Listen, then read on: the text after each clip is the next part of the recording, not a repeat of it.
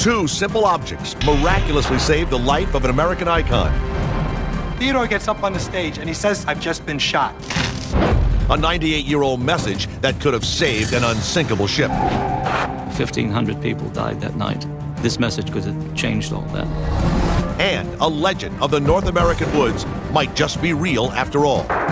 We have high hopes that what we have, essentially, like Bigfoot tooth. Across the United States, in the nation's most revered institutions, our celebrated history is on display.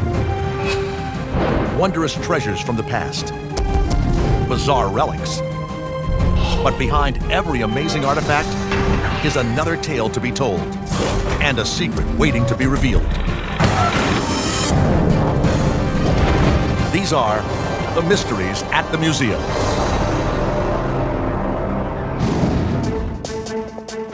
New York, New York. Tucked away on the east side of the island of Manhattan, the elegant neighborhood of Gramercy Park is home to a rather exclusive residence. The birthplace of one of America's most colorful presidents, Theodore Roosevelt. Theodore Roosevelt lived here until he was 14 years old. It is now converted into a museum. Theodore Teddy Roosevelt served 2 terms as president from 1901 to 1909. During that time, he became the first president to win the Nobel Peace Prize, he oversaw the completion of the Panama Canal, and he established the country's first national parks. And his boisterous vivacity and stubborn can-do mentality would earn him the lifelong nickname, the Bull Moose. Theodore was a larger-than-life character. He was extremely active. It's amazing how many things he did and the fact that he was able to sleep. The collection held here at his childhood home tell of Roosevelt's rise from young man to accomplished statesman and adventurer. But there are 2 particular artifacts on display that had a bigger impact on Theodore Roosevelt's life than any other. One is a simple metal eyeglass case. The other, a stack of typed manuscript, 1/4 of an inch thick. And both share a strange feature. There's a hole of about maybe 3/4 of an inch going straight through it. What made this hole, and how did these artifacts save the life of one of America's greatest statesmen? Fall 1912. William Taft is President of the United States, and ex-President Teddy Roosevelt has been a private citizen for 4 years. But Roosevelt, a staunch progressive, is upset by the Taft administration's policies. He decides to form his own party and begins campaigning to win back the presidency for a 3rd term. It is a controversial move. People just didn't run for 3 terms. It was understood that a president ran for 2 terms and then moved on. But one is so enraged by the former president's bid for power that he is willing to do almost anything to stop him. On October 14th, Roosevelt is in Milwaukee, Wisconsin, preparing to give a long and rousing campaign speech. Outside of his hotel, a crowd is gathered to greet him, and Roosevelt steps out to meet his supporters. He loved to be at the center of attention. He loved to go out and talk to crowds. He was really a person that did well with large groups of people. But amid the well-wishers waits an assassin. John Schrenk was a saloon keeper from New York City who opposed a 3rd term for any president. Emotionally unstable and highly agitated, Schrenk has been following Roosevelt for weeks. At 8:09 p.m., as Roosevelt leaves his hotel, as the ex-president passes through the crowd to his waiting car, Schrenk steps forward, points a revolver at him, and fires. The bullet plunges into Roosevelt's chest. Schrenk is wrestled to the ground, and the shocked bystanders turn to the president, fearing the worst. Instead, they find him remarkably calm and collected. Then, against the pleas of his aides, and to the surprise of all present, Roosevelt foregoes medical attention, heads to the auditorium, and does something extraordinary. Theodore gets up on the stage and he says to these people, "I don't know whether you realize I've just been shot, but it takes more than that to kill a bull moose." The crowd is riveted. Roosevelt delivers a remarkable 80-minute oration, with the assassin's bullet still lodged in his chest. His endurance seems superhuman. At the hospital after his speech, the full facts behind his miraculous survival are revealed. He was taken to a hospital, and the doctors checked his wound, and the bullet had stopped just short of his lung. The only thing that prevented this close-range bullet from fatally piercing Roosevelt's lung were two items inside the breast pocket of his overcoat. The case is a steel glass case, and it was a 50-page manuscript that he was carrying in his overcoat pocket. It was folded in half, so you will see two sets of bullet holes actually in it because it was folded. It is an amazing escape. Doctors stabilize the patient, but elect not to conduct surgery. The bullet remained lodged inside of the president for the rest of his life. But it does no further damage. Ironically, all thanks to Roosevelt's love of public speaking and long-winded rhetoric. Roosevelt recovers fully, but not in time to finish his campaign. He loses the election, and 2 months later, Woodrow Wilson is sworn in as the 28th President of the United States. Regardless, the Bull Moose carries on his larger-than-life pursuits, becoming a world-renowned explorer and prolific author, all with an assassin's bullet still lodged in his chest. He was a one-of-a-kind individual. He took on any task that came his way. I don't think we'll ever see anyone like him again.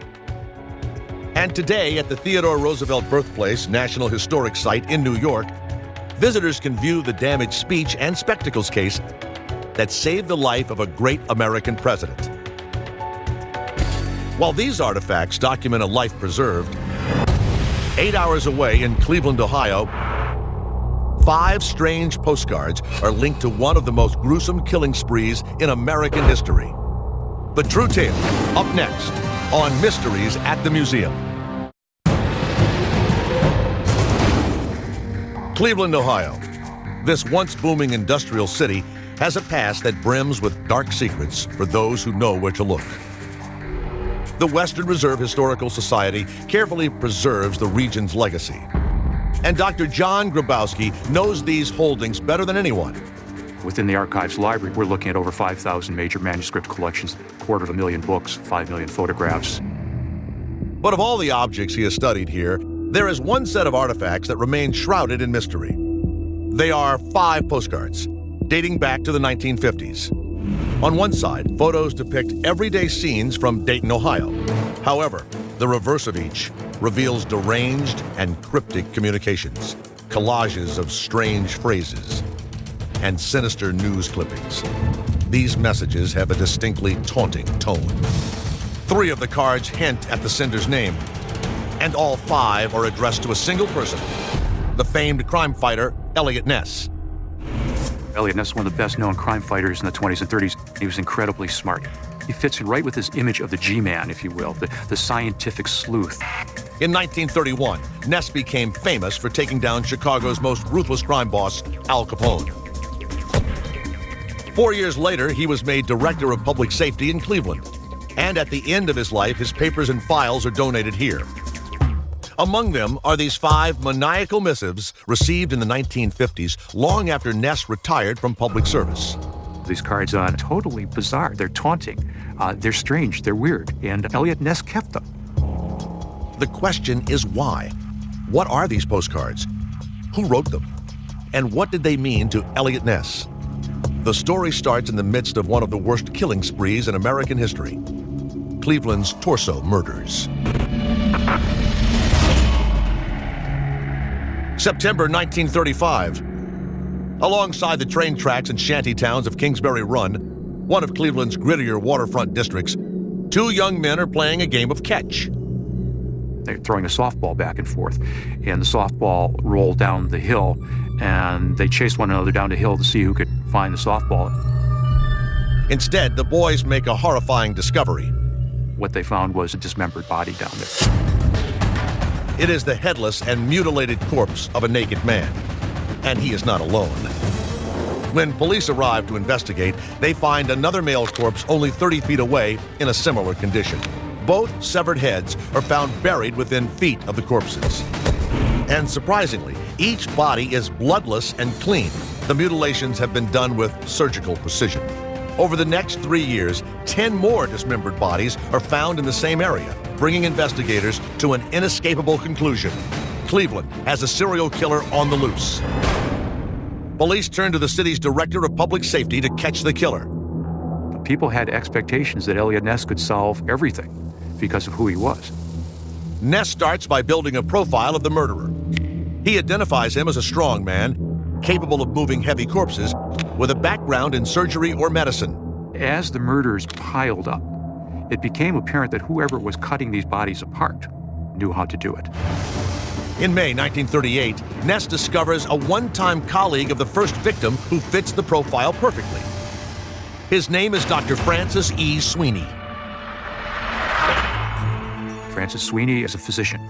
He had particular personal problems. His family broke apart because of his alcoholism. He also had a physical stature that would allow him to have committed the murders. But Sweeney is a politically connected, well-to-do doctor. And without any direct evidence linking Sweeney to the crimes, Ness has to tread lightly. So Ness and a few trusted detectives pick up Dr. Sweeney after an all-night drinking binge. They take him to a hotel for a secret interrogation and employ a new technology to try and coax a confession out of their prime suspect. He brings in a lie detector, one of the first early lie detector tests. And they administer the lie detector test to the man when he's sober, and the lie detector operator turns to Ness and says, "You've got your man. You've got your man." After 5 years on the case, it appears Ness has the serial killer in his grasp. But Sweeney doesn't crack. He denies any involvement in the crimes. And regardless of the incriminating results, the lie detector test alone is not grounds enough to arrest him. Without physical evidence or a confession, Ness is forced to let Dr. Sweeney go. I would guess that as a professional law enforcement officer, he must have felt an extreme sense of frustration in being unable to bring this to a conclusion. After the interrogation, Sweeney soon flees from Cleveland. And coincidentally, the killings stop. But no one is ever brought to justice for the 12 murders. Eliot Ness fails to catch his killer, and the name Sweeney is buried with the details of the secret interrogation. Until about 30 years later, when 5 bizarre and menacing communications, signed F.E. Sweeney, M.D., turn up among Ness's papers. When I look at these cards, the one thing that I get from them is the sender is really trying to get under Ness's skin. Why was Sweeney taunting him? Are these postcards a bizarre, belated confession to the murders Eliot Ness failed to solve? More importantly, why did Ness keep Sweeney's name and these postcards secret for so many years? This man was a cousin of a very powerful political figure, and maybe that's why Ness didn't want to touch him. Maybe, this guy was a good suspect, but he could never take this case to court and get it proven. All that is certain is that when these enigmatic cards are finally discovered in the Western Reserve Historical Society's collection, they open a riveting new chapter in the long-dormant case of Cleveland's torso murderers. Whether you believe that the writer of the cards was the murderer or not, the fact that there is some suspicion that he was just makes them more tantalizing. 6 hours away in another lakeside city, a unique artifact holds the answer to a different kind of puzzle, an engineering enigma that, once solved, would allow automobiles to eventually reach supersonic speeds. Next on Mysteries at the Museum. Chicago, Illinois. The Museum of Science and Industry is the keeper of this stunning city's proud industrial and engineering heritage. Here, 14 acres of exhibits explore everything from space travel to the marvels of the natural world. But one room holds an artifact that stands out from all the others. When you walk in, you come across a very long blue vehicle. It's very, very mysterious shape that you've never seen anywhere else and probably never will see again. It resembles a spaceship or rocket, but this vehicle is neither. It's a car, one of the fastest cars on the planet. Known as the Spirit of America. In the 1960s, this amazing automobile helped driver and engineer Craig Breedlove do something no one had ever done before. Travel over 407 miles an hour on land. So how did he pull it off? Summer 1962. Bonneville Salt Flats, Utah. 25-year-old amateur driver Craig Breedlove is poised to do the extraordinary, claim the land speed record for America. The land speed racing field was dominated by British race car drivers. There are two famous drivers, John Cobb and Malcolm Campbell. They held the record throughout the 1940s. But Breedlove, a young, outgoing Californian, is convinced he's got a way to beat the British record of 394 miles per hour. His secret weapon, a revolutionary new car he has built from scratch, the Spirit of America. The idea of putting a jet engine in the car, its time was coming. Craig was the first person to do it successfully. To date, all of the land speed record-holding automobiles were piston-powered, wheel-driven cars. This meant that a combustion engine-powered pistons, which moved the car forward by turning the wheels. But in Breedlove's design, the car is propelled forward by 5,200 pounds of thrust coming from a GEJ 47 jet engine, while the wheels simply roll along with the car like the landing gear of an airplane. He knew that airplanes could go faster than cars, so he was going to take what technology he could and put it in his car. The car is built out of super light aluminum with a three-wheel design to keep it stable and tires that are specially designed to cope with the rigors of high speed. The Spirit is so revolutionary that a special land speed record category for non-piston powered cars would be created to accommodate the design. The design Breedlove is certain will take him past the known limits of land speed. If he could bring the land speed record back to America, Craig Breedlove would go down in the history books. He would be a hero. Everything he did was focused on this goal. But the challenge is not without risk. One wrong move in this untested jet-powered car could prove fatal. It took a very special person to do this. I mean, imagine setting yourself on a rocket, lighting a fuse and taking off. But Breedlove is ready. On the starting line, the flag drops. He powers the engine and the Spirit roars. But as he tries to accelerate, something goes wrong. A car that's going the same speed as an airplane. It's dangerous. An airplane going that fast lifts off the ground, and he had trouble controlling it at high speed. Fighting to keep the car under control, Breedlove doesn't even come close to breaking the world record of 394 miles per hour. The first run of the Spirit was very disappointing for all. Breedlove's jet-powered car is a failure. It is too powerful to handle. To find a solution, Breedlove once again turns to airplane engineering. The team went back to Los Angeles. They worked on the car. They rebuilt the steering, made it much simpler, and added the most prominent feature that you see, which is the tail fin. On an airplane, the tail fin helps keep the plane flying level. Breedlove believes that by adding a fin to his car, it will do the same thing. Keep the car level when he accelerates past 200 miles per hour. But there is only one way to find out. 1 year after his disastrous first run, Breedlove packs up his car and heads back to the Salt Flats. So in 1963, Craig gets back in the cockpit of the Spirit of America. He's looking out over 10 miles of white, barren sand, and he's ready to try again to break the land speed record. This time he has a tail fin, he has new steering, and he revs up his engine and takes off. When he finishes the race and gets out of his car, Breedlove hears the news. He has set the new world record. Craig Breedlove and Spirit of America set the new world land speed record of 407 miles per hour, taking the title back from Britain. Breedlove goes on to set the record 2 more times, breaking the 500 mile per hour mark and the 600 mile per hour mark, which he held until 1970. And today, visitors to the Museum of Science and Industry in Chicago, Illinois, can see firsthand the amazing machine that helped Craig Breedlove unlock the secrets of speed. 900 miles away, a small museum is dedicated to another marvel of engineering. A groundbreaking ship whose tragic fate could have been prevented by this simple piece of paper. The shocking story still to come on Mysteries at the Museum. Indian Orchard, Massachusetts. A walk down Main Street brings you to Henry's Jewelry Store, a quaint small-town gift shop that seems plucked from a bygone era. But past the rows of watches and greeting cards, the shop's back rooms host a completely different kind of display. It is the official museum of the Titanic Historical Society, run by the store owner and historian Edward Commuta.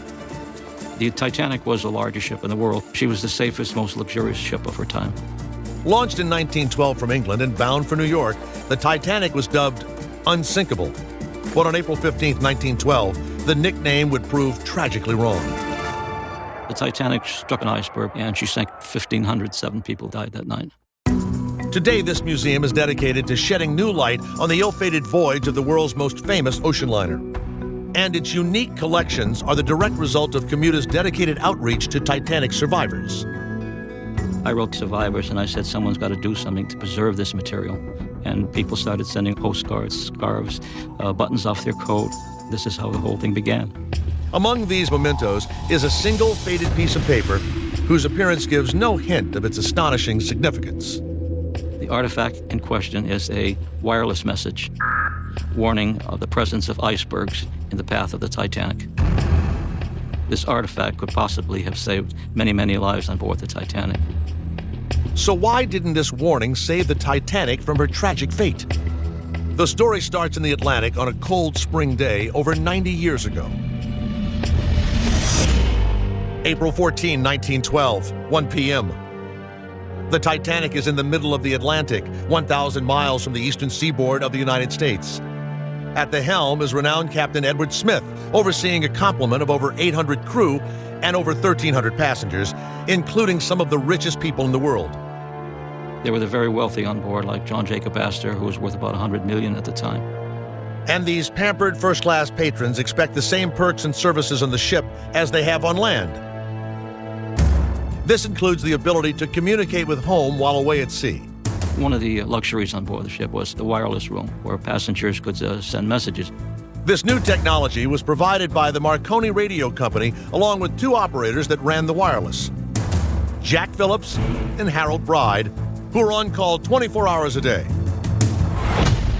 At 1:45, Phillips is sifting through a backlog of communications from the day before when he comes across a message received that morning from a German freighter, the America. While Captain Smith had already received several general ice warnings addressed directly to the Titanic, none of them indicated that the ship was on a collision course with an ice field. Until now. The message was telling of the presence of two icebergs directly in the track where the Titanic was to take. But the message is not addressed to the ship. It is bound for a weather station approximately 400 miles away in Cape Race, Newfoundland. And Phillips' only job is to relay the message on. Phillips worked for the Marconi Company, and therefore he was under no obligation to deliver messages to the bridge unless they were requested by those who were sending the message. I'm sure had he been a seaman and knew something about the latitude and longitudes, he would have delivered this to the bridge saying, there's ice right on your path. Do something. Instead, he forwards the message as requested, sets the original aside, and goes back to work. It is a decision that will help seal the fate of thousands on board, including his own. 10 hours and 3 more unheeded iceberg warnings later, the Titanic collides full speed with a massive mountain of ice. Well, the ship tried to steer around the berth, but she was too close. And before you know, she had something of a 300-foot gash in her. And it was damage that the ship could not sustain. At 2:20 a.m. on April 15th, the Titanic goes down, claiming the lives of over 1,500 men, women, and children, among them Jack Phillips, who freezes to death in a lifeboat. At the time, it was the largest peacetime maritime disaster of all time. Less than 1 week after the ship goes down, the U.S. Senate launches an investigation into the sinking. Their star witness, survivor Harold Bride, who reveals the details of the missed iceberg warnings, while the originals are deemed lost at sea. That is until the 1960s, when Edward Commuda receives a gift from a German merchant marine that once served aboard the America. It is this telegram, the only surviving documentation of a message that could have prevented a tragedy. This message is very important because it tells of two specific icebergs laying in wait for the Titanic to come and hit it. 1,500 people died that night, and this message could have changed all that. Today, this message is on display at the Titanic Museum in Indian Orchard, Massachusetts, as a tragic reminder of those who perished when the unsinkable Titanic went down. 700 miles west, a simple city bus is the reminder not of a tragedy, but of a triumphant stand that changed America forever. Next on Mysteries at the Museum. Dearborn, Michigan. On the outskirts of Detroit, the birthplace of the American automobile is the Henry Ford Museum. Here, visitors can admire some of the world's most spectacular vehicles. But one vehicle on display isn't a record breaker or a first in its class. It's a simple yellow city bus. This bus looks like any other bus of its time period. There's nothing distinctive about it. Built 23 miles from Dearborn in Pontiac, Michigan, this run-of-the-mill city transit vehicle is preserved here not for its automotive significance, but because it was the stage on which a watershed moment in American history played out. The bus that is here is most famous for the time it spent in Montgomery, Alabama. Here, the American Civil Rights Movement struck a blow for equality and justice, and all because of a moment of quiet courage that took place on this very bus. It is a story most of us know, but whose details can still surprise 45 years later. 1955, Montgomery, Alabama. Here, as in much of the U.S. South, racial segregation is the status quo. There are separate black and white stores, drinking fountains, restaurants, and bathrooms. The legal justification for this blatant discrimination is that these facilities were separate but equal. But what happened, in fact, is that the races were separate, but facilities were not equal. This inequality effectively made African Americans second-class citizens throughout the South. And anyone that challenged these laws risked legal punishment and often violent retribution. You would be arrested, you would be fined, you would serve jail time, or worse. One of the only places black and whites weren't separated was on the city's public bus system. Here, blacks and whites rode together, with whites seated in the first 10 seats in the front of the bus, and blacks limited to the remaining seats and standing room in the back of the bus. On December 1st, 1955, at 6 p.m., a soft-spoken 42-year-old seamstress named Rosa Parks boards the Cleveland Line bus and takes an empty seat. When the bus starts filling up, the bus driver gets out of his seat and he demands that the blacks move to the back of the bus. There are 3 African Americans who get up to move as they are supposed to do. But Rosa Parks does not. She refuses to give up her seat to a white passenger. But contrary to a popular misconception, Rosa Parks was not sitting in the white-only section of the bus. She was in the section reserved for African Americans. Rosa Parks was sitting in a seat that was appropriately hers, as any African American could have had that seat. At that time, Montgomery's bus drivers had the authority to make African American passengers give up their rightful seats to white passengers if the bus was full. There was discourteousness all in the Montgomery bus system, with really awful conditions in the way that African Americans were treated. And on this day in December, Rosa Parks decides she will not tolerate it anymore. Rosa Parks had always given up her seat before, but something in her said, enough, enough. Today is enough. Today was the day. No more. In response, she is arrested and fined. What's remarkable about this is that Rosa Parks being arrested is not the end of the story. It's the beginning of the story. Outraged by Mrs. Parks' arrest, the black community in Montgomery, led by a young Reverend Martin Luther King Jr., organizes a boycott of the city bus system. All in favor, let it be known by standing on your feet. For 381 days following this act, people refused to ride the bus. People whose livelihood depended on getting to work, that they found ways. From December 1955 to the end of 1956, the buses in Montgomery, Alabama are practically empty. The transit companies suffer heavy financial losses, and the boycott gains national attention. Finally, in November 1956, Rosa Parks' case makes it to the Supreme Court. The Supreme Court rules that segregation on buses is no longer legal in the United States. And shortly thereafter, African Americans in Alabama begin to reboard the city buses, sitting where they please, all because of Rosa Parks' single act of defiance. That simple statement became a catalyst that galvanizes this community that is really ready to say enough is enough. Today, visitors to the Henry Ford Museum in Dearborn, Michigan can see for themselves the very seat where Rosa Parks took a historic stand by simply sitting down. Across the country in Northern California, an artifact in a small museum may just prove a long-standing legend is real. The story next on Mysteries at the Museum. Felton, California. Nestled in the heart of Northern California's epic redwood forest, this small town boasts a museum dedicated to the region's most famous alleged inhabitant, Bigfoot. The area is definitely a Bigfoot habitat. We've had 6 years now of people coming in and reporting sightings. Michael Rugg is the founder and curator of the Bigfoot Discovery Museum. He is also a firm believer that this supposedly mythological ape man is indeed real. When I was about 4 years old, I saw a Bigfoot in Northern California. I was with my parents on a little camping trip. I strayed away from the campsite, and there was a very large, hairy man standing there. This childhood encounter and lifetime of Bigfoot research led Rugg to open the Bigfoot Discovery Museum in 2004. Its mission is to document the phenomenon of Bigfoot in all its forms. You'll find that every native dialect across the country, all the different Indian tribes, all had terms to describe this creature.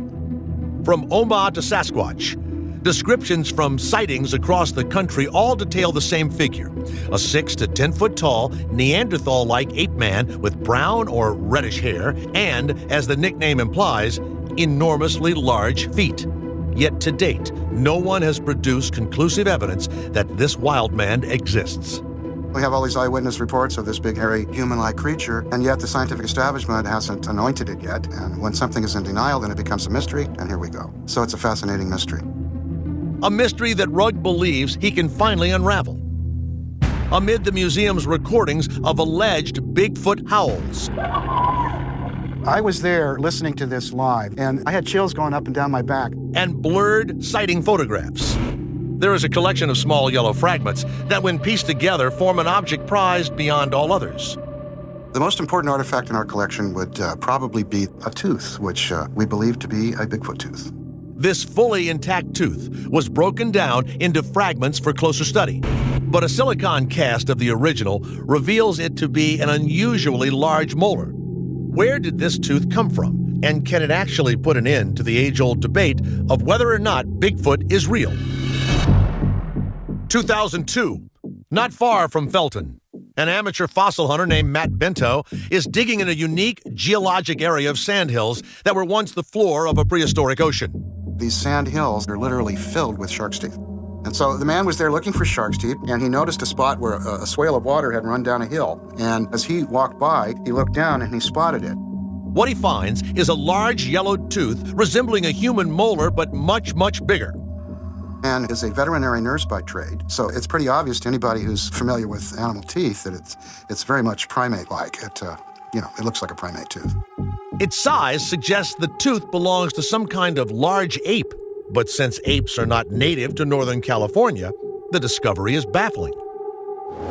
Until Bento visits the Bigfoot Discovery Museum in 2008 and shares his find with Michael Rugg, who is struck by the tantalizing possibility that this strange tooth could actually belong to Bigfoot.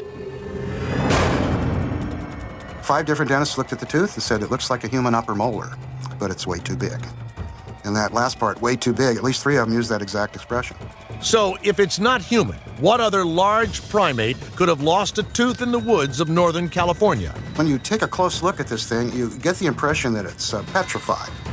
Is this specimen actually the mineralized remains of an ancient ape? Some people think that the Bigfoot is actually Gigantopithecus, a living relic, a fossil ape that still exists. Gigantopithecus is a genus of giant apes believed to have lived between 1 million and 300,000 years ago. Based on teeth and skull fragments found in Asia, scientists have speculated that these orangutan-like apes grew up to 9 feet in height and would have had correspondingly large feet. Is it possible that a small contingent of this species migrated over an ancient land bridge from Asia and somehow survived extinction to roam the woods of North America? This tooth that we have does not actually match up and resemble Gigantopithecus teeth, because we've checked that. And it's not quite as big as the Gigantotooth, and it's actually more human-like than the Gigantotooth. Does this mean that the tooth is indeed the remains of the supposed human-ape hybrid that people have come to refer to as Bigfoot? We have high hopes that what we have is actually a Sasquatch tooth. Rugg is working with scientists to extract a viable sample of the tooth's DNA for testing. Until they succeed, the age and origins of this curious cuspid on display at the Bigfoot Discovery Museum in Felton, California, will remain a mystery, as will the veracity of the creature called Bigfoot. I've seen a Bigfoot with my own eyes. I've interviewed hundreds of people who've seen him. I've never seen the Eiffel Tower, but I believe other people when they tell me it exists.